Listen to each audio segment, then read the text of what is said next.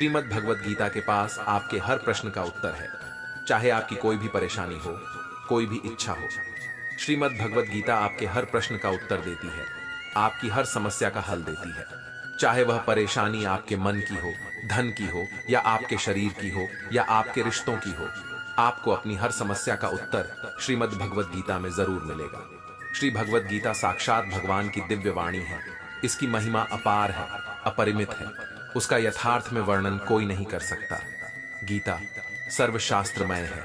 इसे सारे शास्त्रों का खजाना कहा जाता है। आज हम श्रीमद् भगवत गीता के अनमोल उपदेश आपको बताएंगे, जो आपकी पूरी जिंदगी बदल देंगे। बस आप इन बातों को वीडियो के अंत तक ध्यान से सुनिए। जो भी व्यक्ति इस वीडियो को अंत तक सुनेगा, उसे अपनी जिंदगी की हर परेशानी का हल अवश्य मिलेगा। उसे अपनी जिंदगी में जो कुछ भी चाहिए वह उसे जरूर मिलेगा। श्रीमद् भागवत गीता का पहला उपदेश यही है कि कोई अगर आपका अपना है या कोई आपसे बड़ा है, तो उसका अपने प्रति गलत व्यवहार कभी भी सहन नहीं करना चाहिए। गीता का यह उपदेश हमारी जिंदगी से भी जुड़ा है। हम भी अपने मन की अधिकतर तकलीफों को यह सोचकर जिंदगी भर सहते रहते हैं कि यह तो मेरा अपना है, यह तो मेरा बड़ा है, इसको हम कैसे कुछ कह सकते हैं।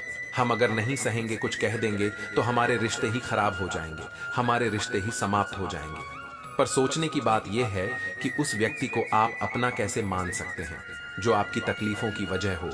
अपना तो वह होता है जो हमारी तकलीफों को दूर कर दे। गीता का यह उपदेश है, किसी को भी अपना फायदा मत उठाने दो, किसी को भी खुद पर जुल्म मत करने दो, क्योंकि आप जितना सहे लोग आपको उतना सहने के लिए और मजबूर करेंगे।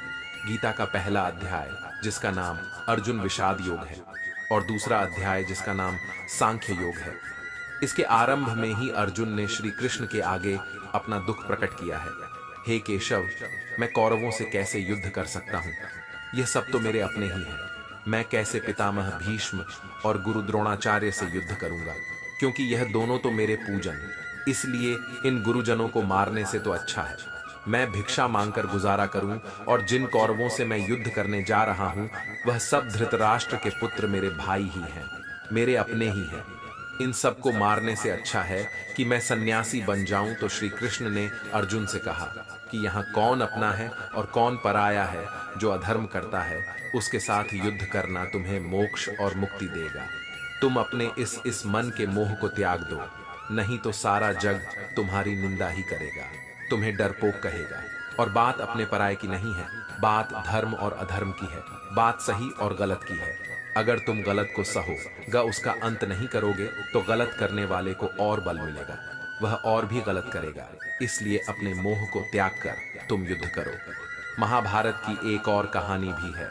जब अर्जुन के पुत्र अभिमन्यु की युद्ध में मृत्यु हो जाती है, तब अर्जुन बहुत दुखी होते हैं, रोने लगते हैं।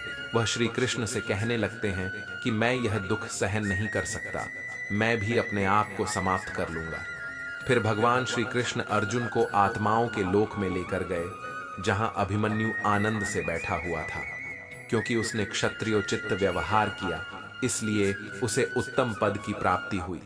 जब अर्जुन अपने पुत्र अभिमन्यु के पास रोते रोते पहुंचा, तो अर्जुन अपने पुत्र को देखकर बहुत प्रसन्न हुए। उसे गले से लगाकर कहने लगे कि पुत्र, मैं तेरे बिना तो जी ही नहीं सकता, मैंने तो अपने जीवन की आशा का ही त्याग कर दिया है। तो अभिमन्यु कहने लगा कि आप कौन हैं? अर्जुन बोले, मैं तेरा पिता हूं, तू मेरा पुत्र है। अभिमन्यु तो अभिमन्यु कहने लगा कि कौन पिता कौन पुत्र, मेरे हजारों जन्म हुए हैं। किसी जन्म में आप मेरे पिता बनते हैं और किसी जन्म में मैं आपका पिता बनता हूं। आत्मा का ना तो कोई माता होता है और ना कोई पिता होता है।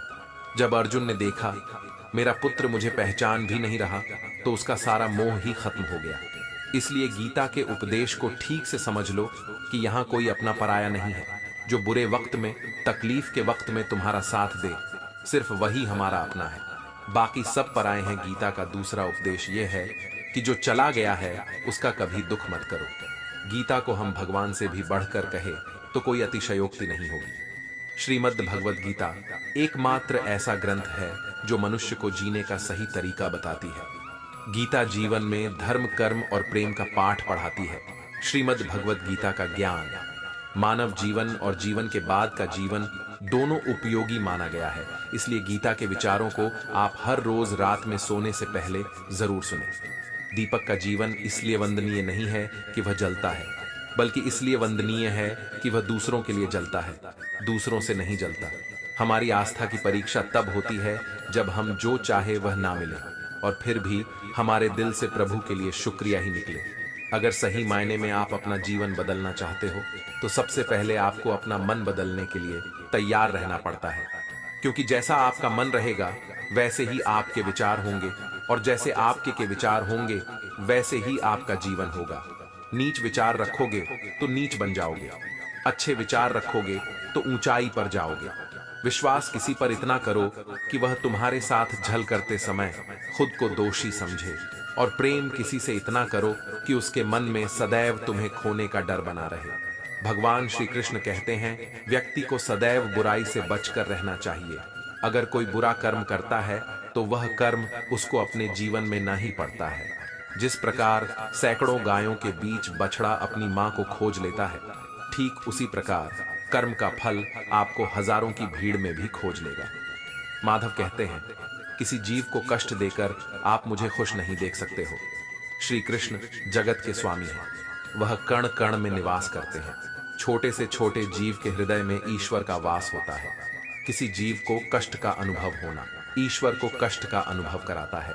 इसीलिए किसी भी जीव को कष्ट देना ईश्वर को कष्ट देने के समान है। मृत्यु एक अटल सत्य है जिसे कभी बदला नहीं जा सकता है। इस संसार का जब से निर्माण हुआ है तब से जन्म मृत्यु का चक्र चलता आ रहा है। जिस प्रकार मनुष्य अपने पुराने वस्त्रों को त्याग कर नए वस्त्र धारण करता है, ठीक उसी प्रकार आत्मा पुराने व्यर्थ शरीर को त्याग कर नए शरीर को धारण करती है। यह प्रकृति का नियम है। इस सत्य को स्वीकार करके भय मुक्त होकर आज में जीना चाहिए। ज्ञानी व्यक्ति ना तो मरने वाले का शोक करते हैं और ना ही उनका शोक करते हैं जो अभी जिंदा है, क्योंकि वह जानते हैं जो मर गया वह फिर से जन्म लेगा और जो जिंदा है वह एक दिन जरूर मरेगा। केवल ज्ञान ही एक ऐसा अक्षय तत्व है जो कहीं भी किसी भी अवस्था में और किसी भी काल में मनुष्य का साथ नहीं छोड़ता। धरती पर जिस प्रकार मौसम में बदलाव आता है, ठीक उसी प्रकार जीवन में भी सुख दुख आता जाता रहता है। युद्ध हो या जीवन सफलता केवल 3 शस्त्रों से प्राप्त होती है, धर्म, धैर्य और साहस। कोई भी मनुष्य जन्म से नहीं बल्कि अपने कर्मों से महान बनता है। कुछ पाना है तो खुद पर भरोसा कीजिए, क्योंकि सहारे कितने भी सच्चे और अच्छे हों, साथ छोड़ ही जाते हैं। मित्र गरीब है या अमीर मायने नहीं रखता, बल्कि वह आपके बुरे समय में आपका साथ कितना देता है या मायने रखता है। धर्म चाहे जो भी हो, अच्छे इंसान बनो, हिसाब तुम्हारे कर्म का होगा, धर्म का नहीं। खुशी के लिए काम करोगे तो खुशी नहीं मिलेगी, लेकिन खुश होकर काम करोगे तो जरूर मिलेगी। जब आप दूसरों के लिए अच्छा चाहते हैं तो वही अच्छी चीजें आपके जीवन में वापस आती हैं। यही प्रकृति का नियम है। आपका मूल्य इससे तय नहीं होता कि आप क्या हैं, यह इससे तय होता है कि आप खुद को क्या बनाने की क्षमता रखते हैं। हंसता हुआ मन और हंसता हुआ चेहरा, यही सच्ची संपत्ति है। मनुष्य हमेशा अपने भाग्य को कोसता है, यह जानते हुए भी कि भाग्य से भी ऊंचे हमारे कर्म हैं। कभी कभी लगता है कि अच्छे कार्य करते रहने से उसका फल अच्छा नहीं मिलता और भगवान सारे दुख हमारी ही झोली में डाल देता है, लेकिन ऐसा नहीं है। कभी भी जब पुण्य कार्य करें तो उसको ईश्वर पर समर्पित कर दें और मन में किसी भी तरह का भाव ना रखें। संसार में सब कुछ अंतवसन है, इसलिए पाप और पुण्य भी अंतवसन को प्राप्त होता है। लेकिन पाप और पुण्य में थोड़ा अंतर यह है कि पुण्य का फल यदि हम नहीं चाहते तो उस फल को अस्वीकार करने के लिए स्वतंत्र हैं। इसलिए जो भी हम सत्कर्म करते हैं अंत में प्रभु को समर्पित कर देते हैं। लेकिन यह सवाल उठता है कि क्या भगवान स्वीकार करेंगे? निश्चित स्वीकार करेंगे, क्योंकि भगवान ने स्वयं गीता में अर्जुन से कहा है, हे कुंती पुत्र, तुम जो भी करते हो, जो भी खाते हो, पवित्र यज्ञ अग्नि में जो आहुति डालते हो, जो भी दान देते हो, जो भी तपस्या करते हो, वह सब मुझे अर्पित करते हुए करो। इसलिए जो भी कर्म करें भगवान को समर्पित करने के भाव से करें।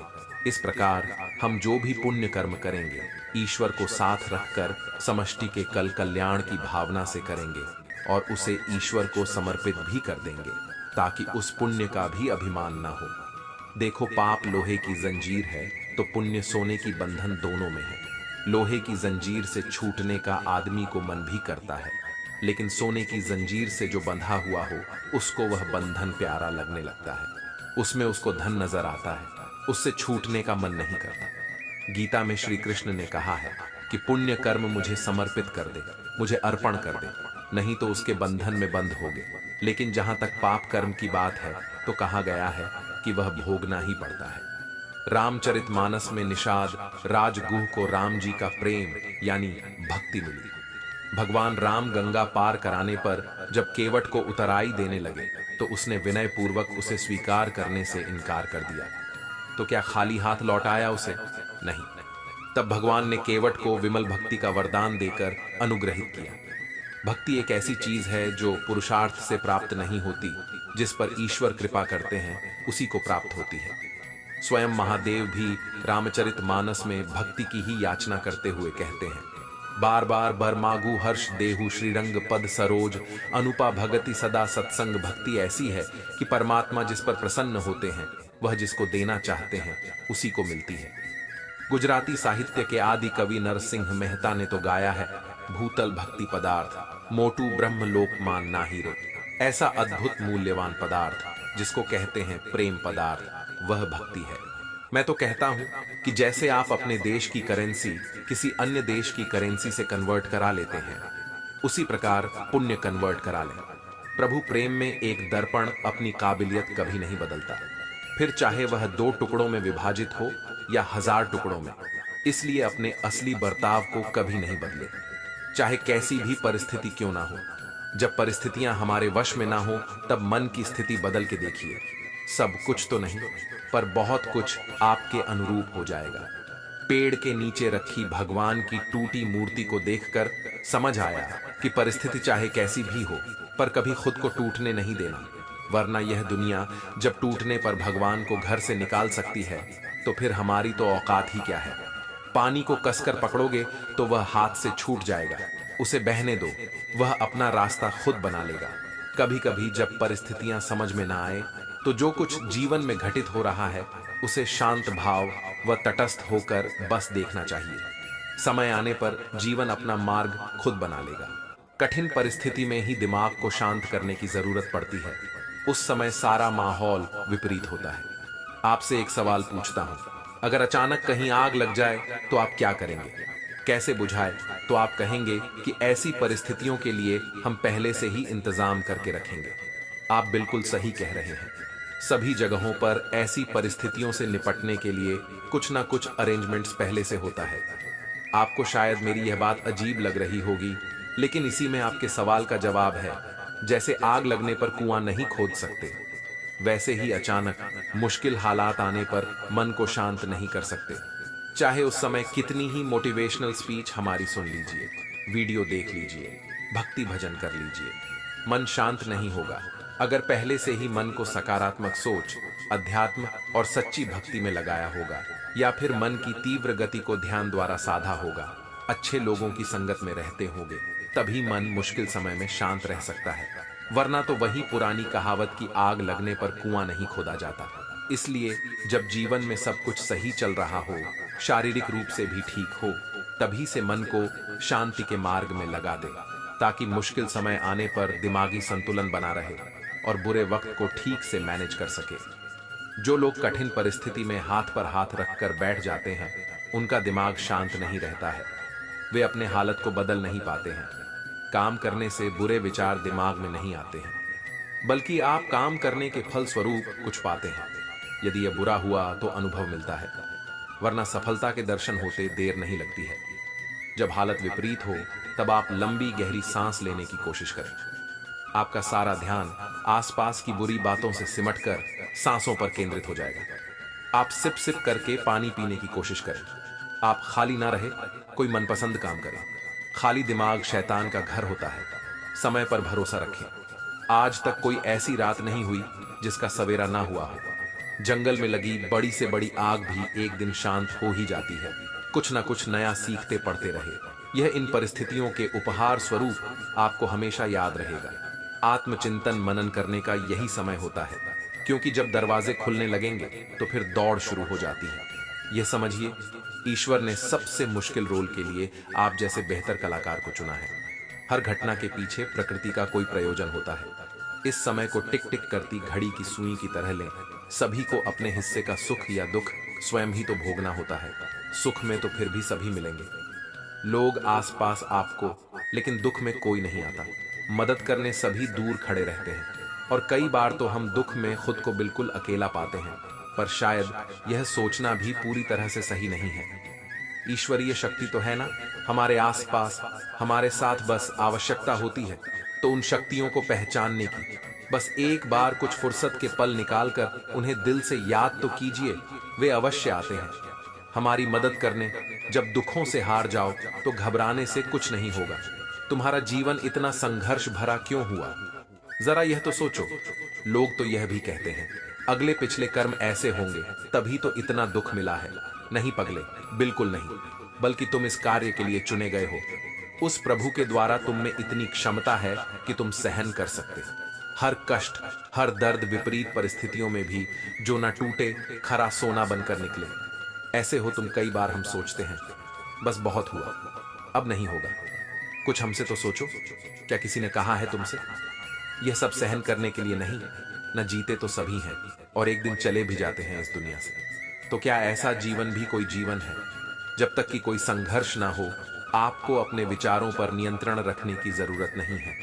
आपको बस उन्हें अपने ऊपर नियंत्रण करने देना बंद करना होगा।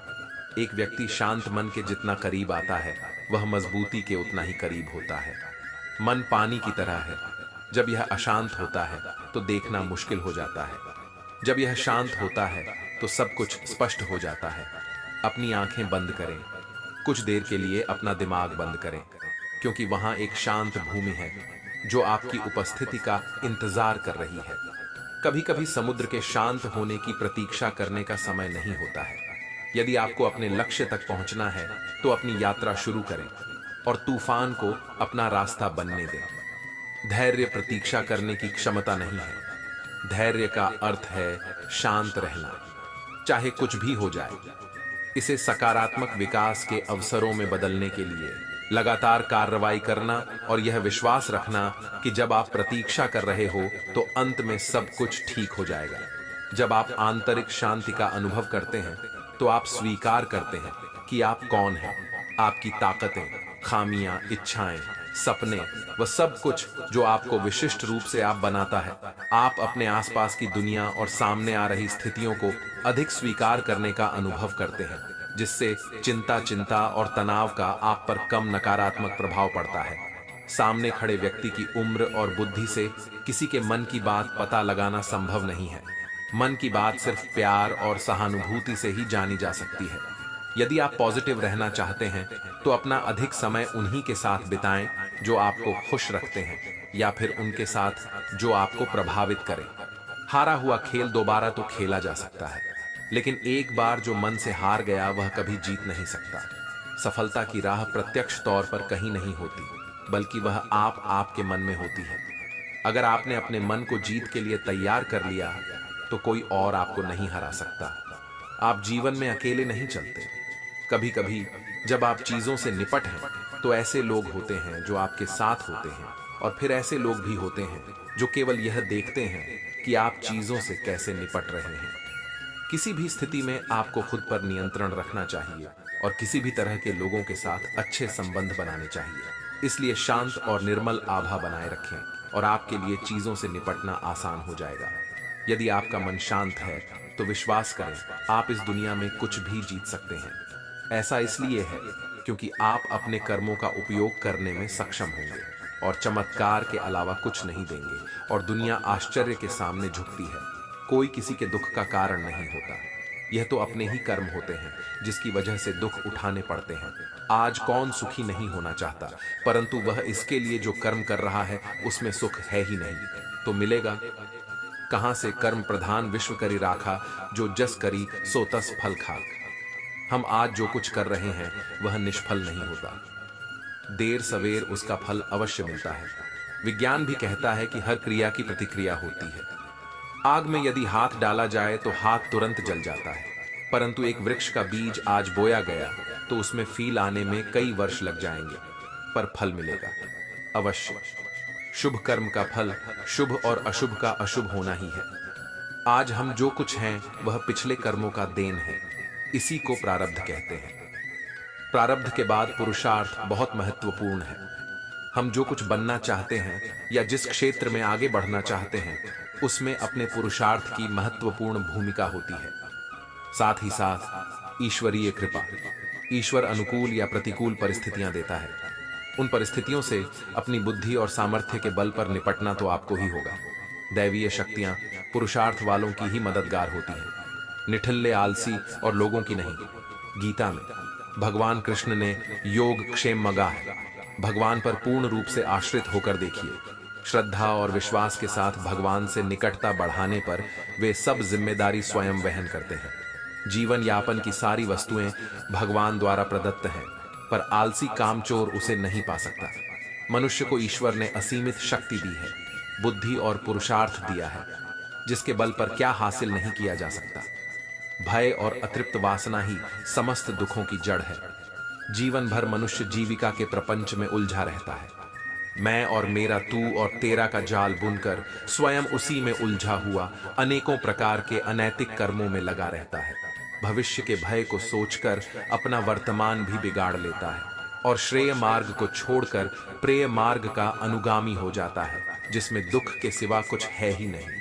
इस मार्ग पर चलने वाले लोग जीवन की सत्यता, मृत्यु को भी नकारने लगते हैं और भविष्य के लिए नैतिक अनैतिक तरीका अपना कर संग्रह में लगे रहते हैं। लोभ, मोह और स्वार्थ से ऊपर उठे बिना सच्चे सुख की कल्पना नहीं की जा सकती। सच्चा सुख तो त्याग की राह पर चलकर पाया जा सकता है। हमारा सनातन धर्म भौतिक सुख के उपभोग को बुरा नहीं मानता, पर इसका आधार धर्म होना चाहिए। धर्म का आचरण करने से छल, कपट, ईर्ष्या जैसे अनैतिक कर्म में मनुष्य लिप्त नहीं होगा और मेहनत से जो कमाया है उसी को हरी इच्छा समझकर संतोष करेगा। संतोष से परम सुख की प्राप्ति होगी। क्रोध, लोभ, मोह सभी दुख देने वाले हैं, इनसे हमेशा बचना चाहिए, अन्यथा सुख शांति दूर भागेगी। त्याग और परहित से बढ़कर कोई सुख नहीं है। इसे यथासंभव अपने आचरण में लाना चाहिए। कभी किसी अंधे को सड़क पार कराकर, किसी प्यासे को पानी पिलाकर देखिए, लोगों से मधुर व्यवहार करके देखिए। इसमें आपका कोई पैसा खर्च नहीं होगा, पर अतुलनीय सुख की प्राप्ति होगी। विश्वास करना सीखिए। विश्वास कीजिए कि सारी सृष्टि को रचने वाला परमेश्वर है और हम सभी उसकी संतान हैं। विश्वास किसी तर्क की कसौटी पर नहीं कसा जा सकता। अतः सभी में, चाहे वह इंसान हो, पशु पक्षी हो या पेड़ पौधे हो, सब में ईश्वर का वास मानकर घृणा को त्याग कर प्रेम करना सीखिए। यही सतत सुख शांति की राह है। घर में छोटे मोटे मनमुटाव तो चलते रहते हैं, पर यह कलह के कारण बनकर दुखदायी भी हो जाते हैं।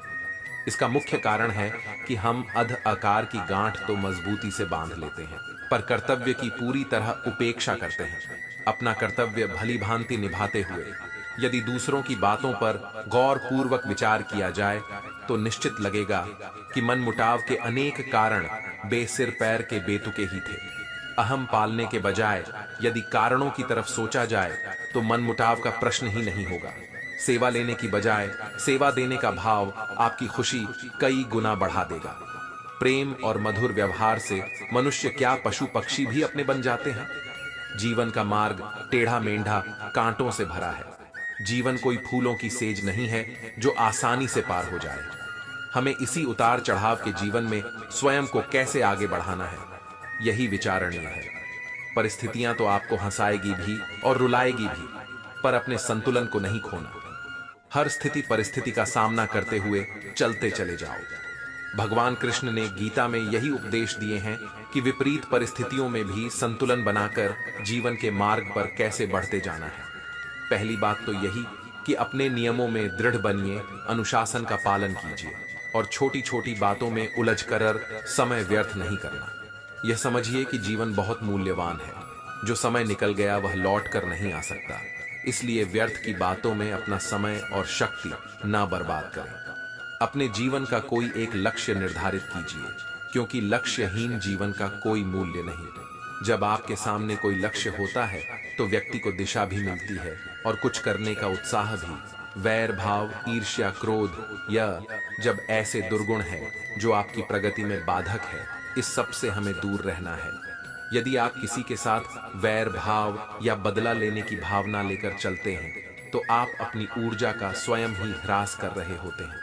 सुगुणों को एक एक करके बाहर निकालना है और सद्गुणों को अपने अंदर भरते जाना है, क्योंकि बुरी आदतें हमारे अंदर किराएदार बनकर आती हैं और फिर मालिक बनकर बैठ जाती हैं, जो दुख और अशांति का कारण बनती है।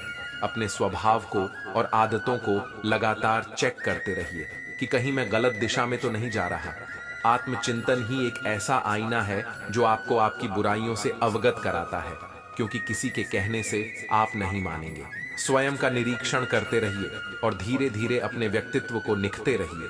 अध्यात्म से जुड़कर आप अपने को बहुत ऊंचा उठा सकते हो, क्योंकि जिस व्यक्ति के जीवन में धर्म नहीं, भक्ति नहीं, वह तो पशुवुलु है। तो साधारण मनुष्य भी असाधारण हो जाता है। अपने जीवन को संतुलित करना, नियमों से बांधना, आध्यात्मिक होना, ध्यान, पूजा पाठ, हर चीज के लिए समय निर्धारित करके चलना, मन में नकारात्मक विचारों को न आने देना, सब शुभ को ही अपनी ओर आमंत्रित कीजिए। यही शांति का मूल मंत्र है। सनातन धर्म में कर्म कार्य कारण के सिद्धांत से जुड़ा हुआ है। कर्म का अर्थ है कोई कार्य या क्रिया जिसके आधार पर अन्य प्रतिक्रियाएं या परिणाम निकलते हैं। मनुष्य के अच्छे कर्म का अच्छा प्रभाव और उसके बुरे कर्म का बुरा प्रभाव देते हुए पूर्व जन्मों का एक चक्र बन जाता है, क्योंकि कुछ कर्म ऐसे होते हैं जिनका भुगतान उस जन्म में नहीं होता। इस तरह इस चक्र में अगले जन्म में उन कर्मों का फल भुगतना ही होता है। वहीं कार्य कारण सिद्धांत का संबंध न केवल भौतिक युग से होता है, बल्कि हमारे द्वारा किए जा रहे कार्यों, सोचे जा रहे विचारों, कहे जा रहे शब्दों तक पर यह लागू होता है। कई बार हम कुछ ऐसे कार्य करते हैं जो हम करना नहीं चाहते, पर वह पूर्व जन्म के कर्म के आधार पर निश्चित होते हैं, जिस कारणवश वह कार्य किसी न किसी माध्यम से पूर्ण हो ही जाता है। जैसे ही पूर्व जन्म का हमारा चक्र समाप्त हो जाता है, व्यक्ति को उसी समय मोक्ष की प्राप्ति हो जाती है। हमारे शास्त्रों में इस बात का उल्लेख मिलता है कि 84 लाख योनियों के बाद मनुष्य का जन्म प्राप्त होता है। साथ ही यह भी विशेष रूप से वर्णित किया गया है कि केवल मनुष्य योनि में ही जन्म और मृत्यु के चक्र से मुक्ति पाई जा सकती है। मनुष्य के कर्म का फल उसकी परिस्थिति और दैवीय शक्तियों द्वारा निर्धारित होता है। ऐसा कहा जाता है कि यदि अच्छे कर्म बुरे कर्म की तुलना में अधिक है तो बुरे कर्मों का फल इसी जन्म में और अच्छे कर्मों का फल अगले जन्म में मिलना निर्धारित होगा। इसी तरह यदि मनुष्य द्वारा किए गए कर्म में बुरे कर्म अच्छे कर्मों की तुलना में अधिक हैं तो इस जन्म में अच्छे कर्म भोगने होंगे, जबकि बुरे कर्मों को भोगने के लिए अगला जन्म निर्धारित होगा। मनुष्य को कौन कौन से कर्म करने चाहिए? मनुष्य को अपने घर परिवार की आवश्यकताओं का ध्यान रखना चाहिए। अधिक पैसा होने के बावजूद जरूरत पड़ने पर उसे संभाले रखना भी बुरा कर्म बताया गया है। उस धन का इस्तेमाल मुसीबत के समय अवश्य करें। धन बचाने के लालच में ना पड़े, अपनी आय से अधिक खर्च ना करें और अपने सामर्थ्य के अनुसार ही दान पुण्य करें। हमेशा अच्छे लोगों की में संगत में रहे और दुष्ट छल कपटी की संगति से खुद को बचा कर रखें। बुरी संगति हमें अक्सर बुरे परिणाम ही देती है। कभी भी खुद के स्वार्थ के लिए दूसरों का अहित करने का ना सोचे। शास्त्रों में इस बात का उल्लेख किया गया है कि जो जैसा बोता है उसे वैसा ही आगे चलकर काटना भी पड़ता है। कभी किसी व्यक्ति से कुछ छल से छीनने का प्रयास ना करें। इसे किए गए सभी पुण्य नष्ट हो जाते हैं और आप पाप के भागीदार बन जाते हैं। गरुड़ पुराण में इस बात का उल्लेख मिलता है कि किसी भी मनुष्य द्वारा किए गए बुरे कर्मों का परिणाम उसके जन्म से लेकर मृत्यु और उसके बाद तक दुखों का कारण बनता है। वह अपनी हर अवस्था में दुख भोगता है। अच्छे कर्म के बनने से पहले हमें इस पर ध्यान देने की जरूरत है कि आखिर अच्छे कर्मों के बनने का सबसे पहला पड़ाव क्या है। मनुष्य के द्वारा किए जाने वाले सभी कर्म उसके विचारों से निर्मित होते हैं। हमारी सकारात्मक या नकारात्मक सोच विचारों को जन्म देती है और वही विचार कर्म बनते हैं। इस तरह सोच सकारात्मक होने पर ही अच्छे कर्मों का निर्धारण हो सकता है। अच्छे कर्म को करने के लिए हमारे आसपास का वातावरण बहुत अधिक जिम्मेदार होता है। कहा भी जाता है कि जैसा वातावरण वैसे हम, इसलिए कोशिश करें कि अपने घर का वातावरण और शरीर का आभा मंडल सकारात्मक बनाए रखें। मृत्यु के पश्चात हमारे भीतर संग्रहित हुए कुछ कर्म अगले जन्म में चले आते हैं, उसे प्रारब्ध कहते हैं। सनातन धर्म में 3 प्रकार के प्रारब्ध का उल्लेख किया गया है। मंद प्रारब्ध, जिसे वैदिक पुरुषार्थ के द्वारा बदला जा सकता है। तीव्र प्रारब्ध हमारे पुरुषार्थ और संतों के पुरुषार्थ से बदल सकता है। तीव्र प्रारब्ध अपरिवर्तनीय है, क्योंकि इसमें जो होना है वो होकर ही रहेगा। संसार में सबसे बड़ा पाप क्या है? संसार में सबसे बड़ा पाप स्त्री का अपमान करना बताया गया है। स्त्री को सृजनकर्ता का दर्जा दिया गया है, और यदि स्त्री का अपमान किया जाएगा तो वह व्यक्ति सबसे बड़े पाप का भोगी माना जाता है। श्रीमद् भागवत गीता में द्रौपदी का अपमान ही महाभारत जैसे युद्ध का कारण बना था। पुण्य, किसी के द्वारा निस्वार्थ भाव से की गई सहायता, सकारात्मक विचार, द्वेष भावना, लोभ, लालच और अहंकार को अपने ऊपर हावी ना होने देना है। जबकि पाप में इन सभी के द्वारा किए गए कर्मों का परिणाम शामिल है। कर्म धर्म का मूल अंश है। कर्म के अभाव में धर्म संभव नहीं है। धर्म के नियम के अनुसार काम व पुण्य कर्म करने चाहिए, जिससे सुख और खुशी की प्राप्ति होती है। मनुष्य का सबसे बड़ा कर्म क्या है? दान ही सबसे बड़ा कर्म है। सबसे अच्छा कर्म कौन सा है? अक्ता भाव से किया गया। कोई भी अच्छा कर्म ही सबसे उत्तम कर्म है, कर्ता भाव से किया गया। कोई भी अच्छा कर्म अच्छा तो है, पर उत्तम नहीं है। गीता में कर्म क्या है? गीता के अनुसार जो कर्म निष्काम भाव से ईश्वर के लिए जाते हैं, वे बंधन नहीं उत्पन्न करते। वे मोक्ष रूप परम पद की प्राप्ति में सहायक होते हैं। इस प्रकार कर्म फल तथा आसक्ति से रहित होकर ईश्वर के लिए कर्म करना वास्तविक रूप से कर्म योग है, और इसका अनुसरण करने से मनुष्य को अभ्युदय तथा निश्रा होती है। जो भी व्यक्ति अपने गुजरे हुए कल या आने वाले कल में जीता है, उसके विषय में ही सोचता रहता है, वह जिंदगी में कभी खुश नहीं रह सकता। देखा जाए तो बीते हुए कल और आने वाला कल का कोई अस्तित्व ही नहीं है। वह केवल आपकी सोच में विद्यमान है। अपने मन को सदा ऐसे शिक्षित करो कि आप अपने आज के आनंद में जी सको, अपने प्रत्येक पल की मौज ले सको। जो आपके साथ गलत करते हैं, उसका विरोध जरूर करें। अगर आप सामने वाले का गलत व्यवहार सहते रहेंगे, तो वह आपके साथ गलत करता ही रहेगा। जब अर्जुन ने भगवान कृष्ण से कहा कि जिनसे मैं युद्ध करने जा रहा हूं, वह मेरे भाई और गुरुजन हैं, और मेरे अंदर उनके साथ युद्ध करने का साहस नहीं है, तो कृष्ण भगवान ने अर्जुन को जागृत किया कि जिन्हें तू अपना मान रहा है, वह सब पाप के पक्ष में खड़े हैं, और अगर तू इनसे युद्ध नहीं करेगा तो समाज में पाप बढ़ जाएगा। क्योंकि जब गलत का कोई विरोध नहीं करता है, तो सामने वाला गलत करने का जैसे हकदार हो जाता है, और जब आप सब कुछ चुपचाप सहते रहते हो, तो सामने वाले को बल मिलने लगता है, वह आपको कमजोर समझने लगता है। लेकिन जब आप उसके द्वारा किए गए अधर्म को रोक लेते हैं, उसका विरोध करते हैं, तब वह अपनी सीमा में रहना सीख जाता है। यह कलयुग है। अगर आप खुश रहना चाहते हैं, तो आपको अपनी रक्षा खुद करनी होगी। रिश्ते हमें दुख नहीं देते हैं, पर उनके प्रति हमारा मोह हमें दुख देता है। आज से ही अपने मोह को छोड़कर प्रेम का सबक पक्का करें। मोह अपेक्षाओं से जुड़ा है, जबकि प्रेम केवल देना जानता है। मोह एक दो के लिए होता है, जिन्हें हम अपना मानते हैं। प्रेम सबके लिए होता है। मोह से कमजोरी पैदा होती है। इसके विपरीत प्रेम से ताकत महसूस होती है। मोह में इंसान एक दूसरे को बांधने की कोशिश करता है, जबकि प्रेम एक दूसरे को फ्रीडम देता है।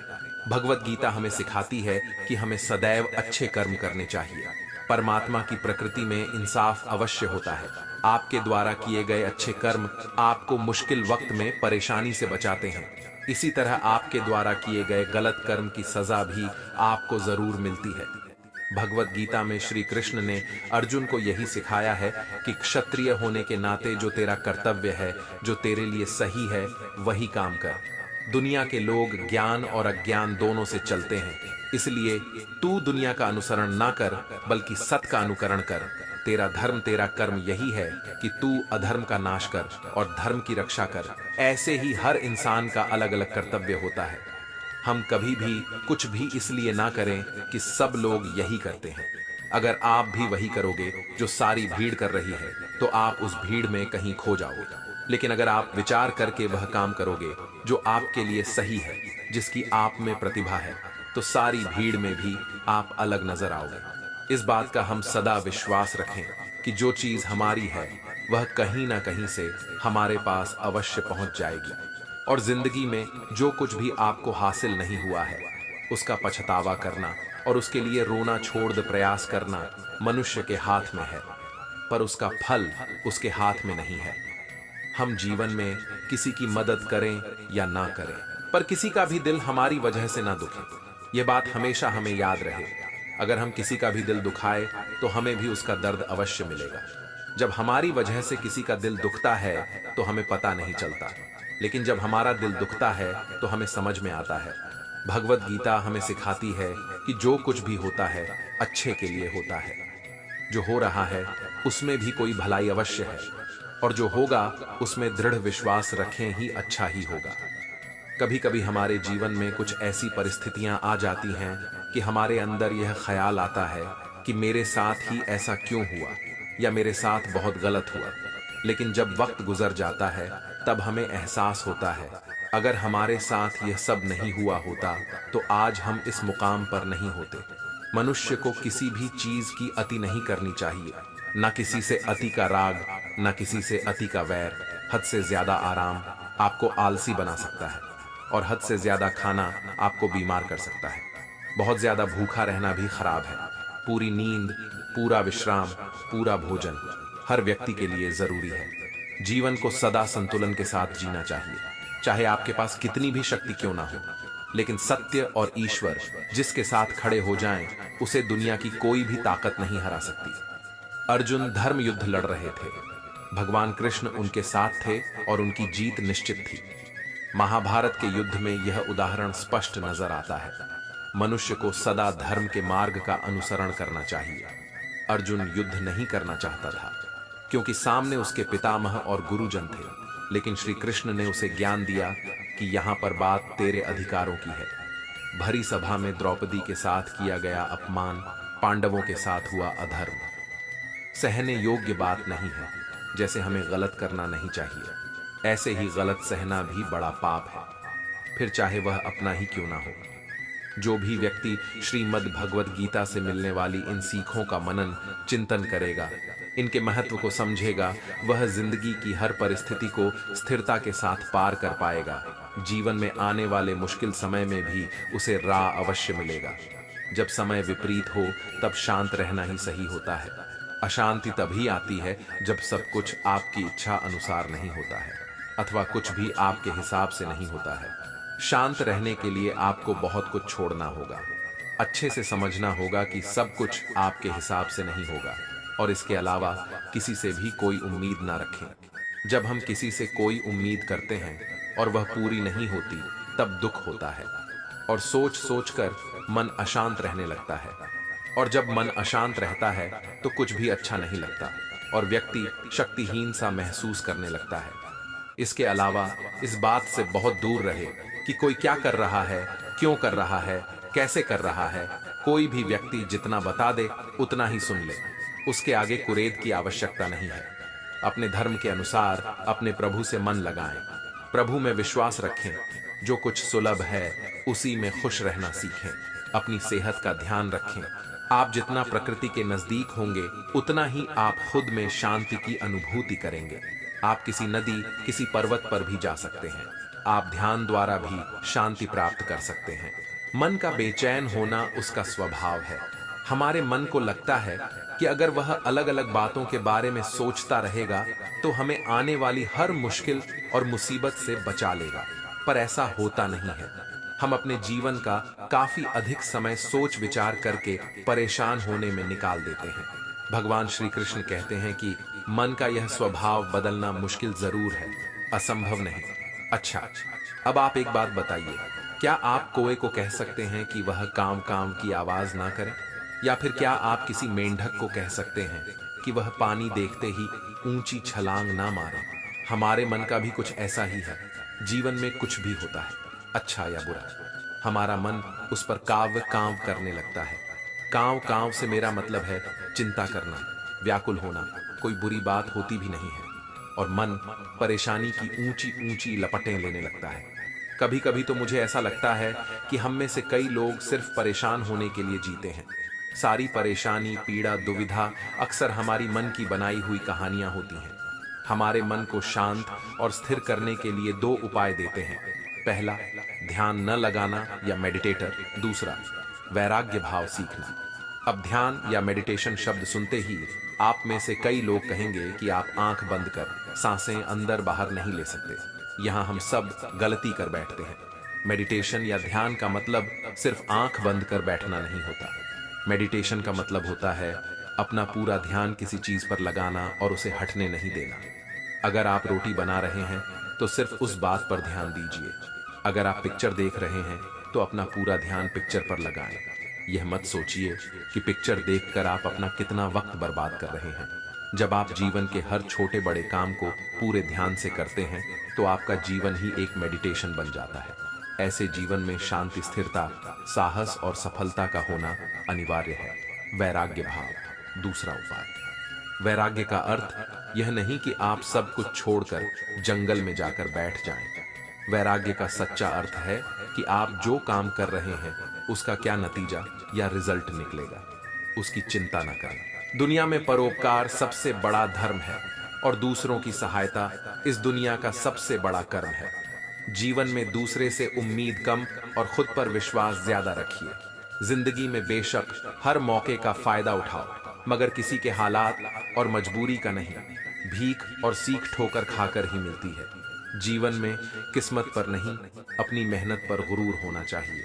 जिंदगी जीने के लिए पिता की दौलत नहीं, पिता का सैया ही काफी है। दुनिया आपके हिसाब से नहीं चलती है, बल्कि आपको इस दुनिया के हिसाब से ढलना पड़ता है। आपका नजरिया सबसे अधिक मायने रखता है कि आप अपने जीवन में होने वाली घटनाओं को अवसर के रूप में देखते हैं या फिर कमी के रूप में। जो खुद खुश रहते हैं उनसे दुनिया खुश रहती है। जो जीवन में छोटी मुश्किलों को देखकर ही घबरा जाते हैं वह कभी भी बड़ी सफलता का अधिकार नहीं रखते। दूसरों के ऊपर भरोसा रखने वाले दूसरों की गुलामी करते हैं, लेकिन खुद पर भरोसा करने वाले बेखौफ जीते हैं। मुश्किलें जीवन का दूसरा नाम है, क्योंकि जब मुश्किलें ही नहीं होगी तब जीवन का कोई अस्तित्व नहीं रह जाता। श्री कृष्ण कहते हैं, मीठा पानी सबको पाता है परंतु खारा पानी किसी को नहीं पाता। अब सोचने वाली बात यह है कि मोती समुद्र की गहराइयों में ही बनता है। हरे पानी के मध्य में रहकर हर शव पक्षों से टकराकर अपने अस्तित्व को दांव पर लगाकर ही सीफ मोती प्रदान कर पाते हैं। कभी सोचा है क्यों? क्योंकि बिना संकटों का सामना किए बिना आपको सुख प्राप्त नहीं होगा। इसलिए निडर होकर संकटों का सामना कीजिए। हम सब समय की महत्ता को पहचानते हैं। समय ही हमें बनाता है, समय ही हमें नष्ट कर देता है। कभी समय ठीक चलता है तो कभी बहुत ही खराब समय आता है। विचित्र बात यह है कि हम फिर भी समय को ही नष्ट करते हैं। शल रखिएगा, समय केवल जाता है, कभी आता नहीं है। इसलिए समय की प्रतीक्षा में समय व्यर्थ ना करें। जो भी करना है आज अभी इसी क्षण प्रारंभ करें, फिर चाहे वह किसी को सुख देना हो या स्वयं को बदलने का प्रयास करना हो। कुछ भी विलंब ना करें, क्योंकि समय उसी का साथ देता है जो समय का सम्मान करता हो। समय कितना विचित्र होता है। समय हमारे साथ हो तो हम स्वयं को राजा मान लेते हैं। वही समय यदि विरुद्ध हो जाए तो रख बनने में समय नहीं लगता है। इसलिए मनुष्य की एक आदत होती है कि बुरे समय के लिए कुछ बचा कर रखता है। संबंधी और मित्र बुरे समय में साथ छोड़ देते हैं। जो व्यक्ति सोचता है क्यों ना धन संचय कर ले, धन का तो कोई मन नहीं होता, जो समय आने पर बदल जाए। सुसान कहता है, धन का संचयन करते रहो, बुरे समय में काम आएगा। मैं कहता, शुभ काम करते रहो, आनंदित रहो, स्वयं पर और ईश्वर पर भरोसा रखो। बुरा समय कभी आएगा ही नहीं। बहती नदियां कितनी सूर होती है, पावल होती है, जहां से जाती है वहां एक नया जीवन प्रदान करती है, को सींचती है, अकान को दूर रखती है। और कदाचित इसलिए नदी को मसम्मान पूजा जाता है। किंतु क्या कभी आपने यह सोचा है कि नदी जन्म कैसे लेती है? क्या यह आरा प्रारंभ ही इतनी विशाल होती है? नहीं, यह वर्षा की छोटी छोटी बूंदें गिरकर मिलती है, एक सूक्ष्म धारा बनती है, और यह धारा पर्वतों के हिम को काटते हुए स्वयं को पिंग हुआ जल प से गिरती है, चट्टानों से टकराती है और फिर जाक नदी बनती है। इसी प्रकार ऐसे कोई महान नहीं बन जाता है, छोटे छोटे प्रयास बनकर एक विशाल व्यक्ति बनता है। इसलिए जीवन में प्रयास करते रहिए, अस्तित्व अपने आप बन जाएगा। बबुल का पेड़ कितना मिसाल होता है, पीपल का पेड़ भी मिसाल होता है, किंतु क्या आपने कभी सोचा है क्यों बबुल के पेड़ को काट के उसका उपयोग किया जाता है और क्यों पीपल के पेड़ को पूजा जाता है? इसलिए क्योंकि पीपल का पेड़ उसके नीचे बैठे पार्थ को सया देता है, अपनी डाल पर असंख्य पक्षियों को बसेरा देता है, किसी को कांटे चुभाकर दूर नहीं करता, बल्कि उसे शीतल छाया देकर उनकी थकान भर लेता है। इस संसार में यदि सामान पाना है तो पीपल की भांति ही बनना होगा। कुछ देना सीखो, आनंद सुख शीतलता बांटना सीखो, और कांटों की भांति कभी किसी को कष्ट ना दो। समान स्वयं आपके पास चलकर आएगा। कभी सोचा है जब माता संतान को जन्म देती है तो क्या होता है? लोमहे का गर्भपन, सब्र की तीव्र पीड़ा कहते हैं। यह पीड़ा इतनी भयंकर होती है कि मानो जैसे संतान के जन्म के साथ माता को भी एक नया जन्म मिल जाता है और इस जन्म के साथ अंत होता है माता की पीड़ का। किंतु यदि आप दृष्टिकोण बदल के देखो तो आप यह समझ पाएंगे कि पीड़ का यह अंत एक अपार आनंद का प्रारंभ है। संतान माता पिता के लिए सुख का प्रारंभ है। जीवन के साथ भी यही होता है। हम किसी या किसी स्थिति के पीड़ादायक अंत के कारण इतना विचलित हो जाते हैं कि उस आनंदमय प्रारंभ को देख ही नहीं पाते। इसलिए स्न रखिएगा पीड़ा आनंद के प्रारंभ का लक्षण है। श्री कृष्ण कहते हैं व्यक्ति का जीवन क्या है? अब आप कहेंगे जन्म और मृत्यु के बीच का समय। और मृत्यु कब होती है? जब व्यक्ति सांसें लेना छोड़ दे, हाथ पांव जलाना छोड़ दे, सोचना छोड़ दे। ऐसा नहीं है। जल की मृत्यु तब नहीं होती है जब वह सूख जाती है। जल की मृत्यु तब होती है जब में प्यास बुझाना बंद कर देती है। सूर्य की मृत्यु तब नहीं होती है जब उसे पर ग्रहण लग जाए या जब सूर्यास्त हो जाए। सूर्य की मृत्यु तब होती है जब मैं भविष्य में संसार के जीवों को प्रकाश की आशा देना छोड़ दे। उसी प्रकार मनुष्य का अथ उसकी मृत्यु तब होती है जब उसके भीतर की करुणा का अंत हो जाए। करुणा वह भाव है जो मनुष्य को मनुष्य बनाए रखते हैं, जो एक मनुष्य को किसी और मनुष्य का कष्ट, उसकी आवश्यकताओं का अनुभव कराती है, जो उसे बल देती है, किसी और की सहायता करने के लिए उसे पात्र बनाती है, इस सृष्टि का नियंत्रण रखने के लिए। देखिए, इस संसार में मृत्यु केवल एक बार होती है, तो इस करुणा को क्यों मारना? स्वयं को मनुष्य बनाए रखिए, मृत्यु के पश्चात भी जीवन रहेंगे। इस संसार में सबसे कठिन कार्य क्या है? कोई कहेगा पर्वत पर चढ़ना और कोई कहेगा रणा, कोई कहेगा उड़ना। किंतु क्या यह वास्तव में कठिन है? असल में देखा जाए तो यह थोड़े भिन्न है। जो कर्म हमारे लिए थोड़े भिन्न हो, हम उसे कठिन समझ लेते हैं। जैसे रणे की कला भिन्न है, पर्वत चढ़ने की कला भिन्न है, उड़ने की कला भिन्न है। जैसे कि कुछ लोग गणित और विज्ञान को कठिन समझ लेते हैं, किंतु वास्तव में बस यह सा साहित्य से थोड़े से भिन्न है। कठिन नहीं, देखिए संसार में कठिन कुछ भी नहीं है, बस एक 10 दूसरे से भिन्न है। जैसे कुछ लोग हो, कभी कभी हम समझते नहीं आता, क्योंकि हमारे सोच और विचारधारा से वह भिन्न है। किंतु यह समझ लिया जाए कि वह कठिन नहीं है, बस थोड़े भिन्न है, तो अपने को संबंध को बचाया जा सकता है। यह संसार बहुत ही बड़ा है और हम उसके सामने बहुत ही छोटे हैं। इस संसार में लाखों लोग ऐसे मिल जाते हैं जो हमें समझते हैं कि संसार कितना बड़ा है, कितना अद्भुत है, कितना सुंदर है, और इस संसार की रचना करके ईश्वर ने कितना बड़ा कर्म किया है। किंतु आपको इस जीवन में कुछ मुट्ठी पर लोग मिलेंगे जो यह बताएंगे कि इस संसार में आप कितने महत्वपूर्ण हैं, आप कितने अद्भुत हो। यदि आप उनके साथ हो तो वह कितना अच्छा सजन कर सकते हैं, इस संसार को और कितना पवित्र बना सकते हैं। तो इस संसार को पीछे छोड़िए और उन मुट्ठी पर लोगों को महत्व दीजिए, क्योंकि वही आपके अपने हैं और वही आपको उचित मार्ग पर ले जाएंगे। मनुष्य अपने परिवार के लिए क्या कुछ नहीं करता, दिन रात परिश्रम करता है ताकि अपने परिवार की आवश्यकता पूर्ति के लिए धन कमा सके। परंतु क्या केवल धन कमाना पर्याप्त है?